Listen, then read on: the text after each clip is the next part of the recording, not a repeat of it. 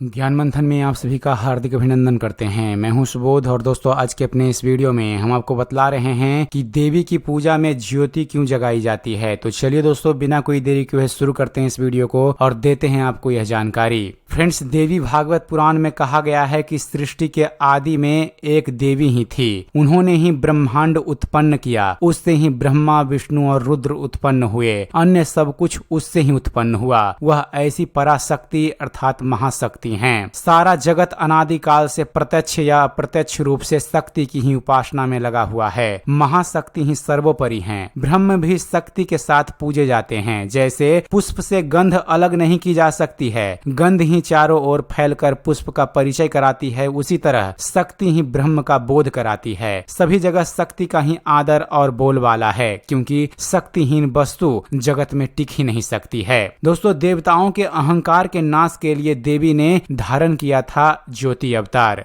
Friends, देवी अर्थात माता की पूजा में ज्योति जगाने अर्थात जलाने का संबंध देवी ज्योति अवतार से है। देवी ज्योति के अवतार की कथा कुछ इस प्रकार है। एक बार देवताओं और दैत्यों में युद्ध छिड़ गया। इस युद्ध में देवता विजय हुए। इससे देवताओं के मन में अहंकार हो गया। सभी देवता अपने मन में कहते, यह विजय मेरे कारण हुई है, यदि मैं ना होता तो विजय नहीं हो सकती थी। माँ जगदम्बा बड़ी कृपालु हैं। वे देवताओं के अहंकार को समझ गई। उनको पता था कि यह अहंकार देवताओं को देवता नहीं रहने देगा। अहंकार के कारण ही असुर असुर कहलाते हैं। देवताओं में वही अहंकार जड़े जमा रहा है। इसके कारण संसार को फिर कष्ट का सामना करना पड़ेगा। देवताओं के अहंकार के नाश के लिए देवी एक ऐसे तेजपुंज के रूप में उनके सामने प्रकट हो गई। वैसा तेजपुंज आज तक किसी ने ना देखा था। उस तेजपुंज को देखकर सभी देवता हक्के बक्के रह गए और एक दूसरे से पूछने लगे, यह क्या है? देवताओं को आश्चर्यचकित करने वाली यह माया किसके द्वारा रची गई है? भ्रमित हुए देवराज इंद्र ने वायुदेव को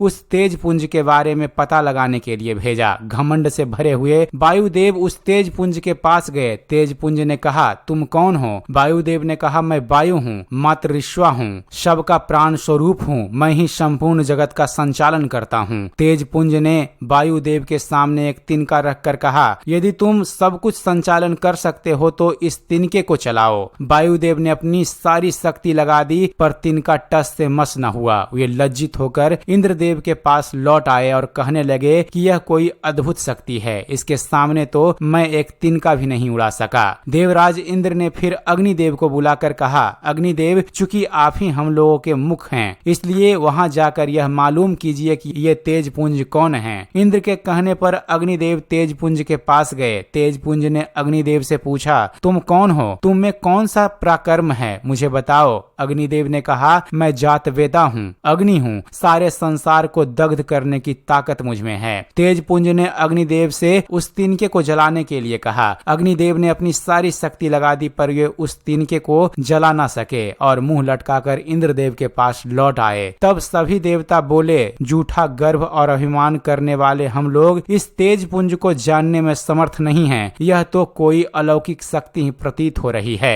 इंद्रदेव, आप हम सब के स्वामी हैं, अतः आप ही इस तेजपुंज के बारे में पता लगाइए। तब सहस्त्र नेत्रों वाले इंद्र स्वयं उस तेजपुंज के पास पहुंचे। इंद्र के पहुंचते ही वह तेजपुंज गायब हो गया। यह देखकर इंद्र बहुत लज्जित हुए। तेजपुंज के उनसे बात तक न करने के कारण वे अपने आप को मन में छोटा समझने लगे। वे सोचने लगे कि अब मैं देवताओं को क्या मुंह दिखाऊंगा। मान ही महापुरुषों का धन है, जब मान ही न रहा तो इस शरीर का त्याग करना ही उचित है। इंद्रदेव का सारा अहंकार नष्ट हो गया। तभी गगन मंडल में आकाशवाणी हुई कि इंद्रदेव, तुम पराशक्ति का ध्यान करो और उन्हीं की शरण में जाओ। इंद्रदेव पराशक्ति की शरण में जाकर माया बीज का जप करते हुए ध्यान करने लगे। एक दिन चैत्र मास की नवमी तिथि को माँ परा अम्बा अर्थात महाशक्ति ने अपना स्वरूप प्रकट किया। वे अत्यंत सुंदर थी। लाल रंग की साड़ी पहने उनके अंग अंग से नव यौवन फूट रहा था। उनमें करोड़ों चंद्रमाओं देवताओं से बढ़कर आह्लाद करता थी। करोड़ों कामदेव उनके रूप पर न्यौछावर हो रहे थे। उन्होंने चमेली की माला व बेनी व लाल चंदन धारण किया हुआ था।